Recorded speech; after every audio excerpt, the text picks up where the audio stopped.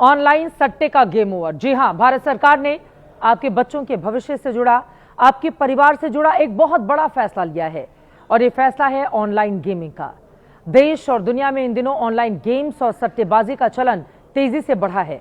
पिछले कुछ सालों में आपके आसपास ऐसी बहुत सी घटनाएं हुई होंगी जिसमें छोटे छोटे बच्चे ऑनलाइन गेम्स के लिए क्राइम करने लगे थे, पैसे के लिए घर वालों की हत्या तक करने लगे थे।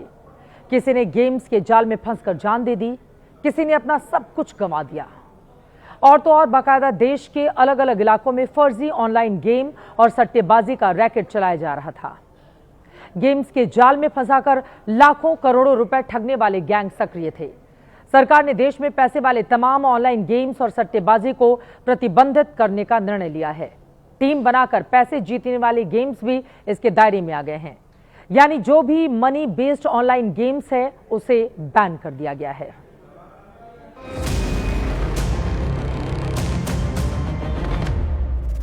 पैसे के लिए श्रीगंगानगर में पोते ने की 80 साल की दादी की हत्या।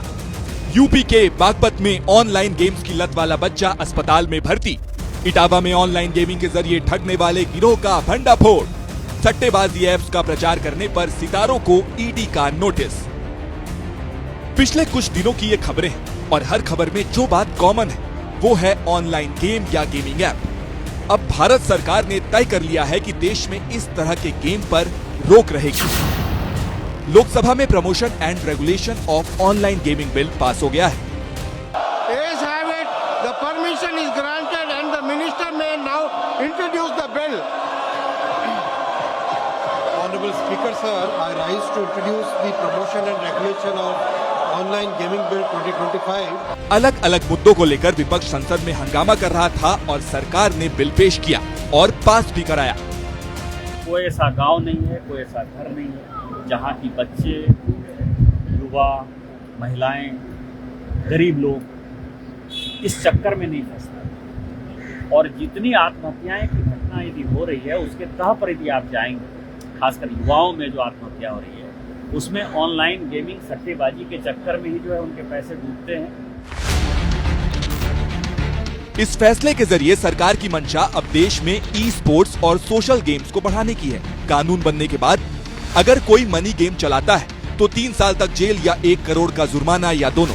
अगर कोई इसका विज्ञापन करता है तो 2 साल तक जेल या 50 लाख का जुर्माना या दोनों। अगर कोई पैसा ट्रांसफर कराता है तो 3 साल तक जेल या 1 करोड़ का जुर्माना या दोनों। अगर कोई कंपनी अपराध करती है तो कंपनी और उसके जिम्मेदार अधिकारी दोनों पर केस होगा। सरकार के आदेश न मानने पर 10 लाख तक जुर्माना या लाइसेंस रद्द होगा। खास बात यह है कि ऑनलाइन मनी गेम चलाना और पैसा ट्रांसफर करना गंभीर अपराध माना जाएगा और इन मामलों में जमानत नहीं मिलेगी। ये कानून पूरे देश में लागू होगा। इस कानून के तहत अब अगर विदेश से भी ऐसी एप्लीकेशंस चलाई जा रही हैं जहां पर भारतीय खिलाड़ी पैसा लगाते हैं तो वो भी इसकी जद में आ जाएंगे। बात की जाए इस कानून की तो इस कानून की जद में ड्रीम 11, रमी और पोकर जैसे गेम्स भी आएंगे। सरकार का मानना है कि मनी बेस्ड ऑनलाइन गेमिंग की वजह से लोगों को मानसिक और आर्थिक नुकसान हो रहा है। कुछ लोग गेमिंग की लत के शिकार हो चुके हैं, लेकिन दूसरा पहलू यह है कि इस गेमिंग इंडस्ट्री से जुड़े लोग और संगठन सरकार के फैसले के खिलाफ हो गए हैं। इसकी वजह यह है कि भारत में ऑनलाइन गेमिंग मार्केट अभी करीब 32,000 करोड़ रुपए का है।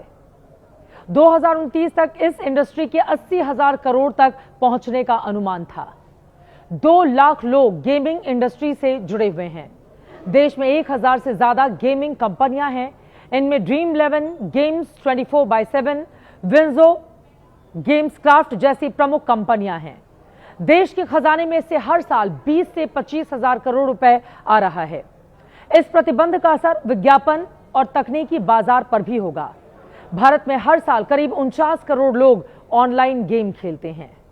इस गेमिंग इंडस्ट्री के उभरने का श्रेय इंटरनेट के बढ़ते इस्तेमाल और मोबाइल डेटा की घटती कीमतों को दिया जाता है। जाहिर है इसका फायदा और नुकसान दोनों है, लेकिन सरकार आपके हित में, आपके बच्चों के हित में, देशवासियों के हित में सरकार की ओर से यह फैसला लिया गया है, जैसा कि सरकार के दावे हैं।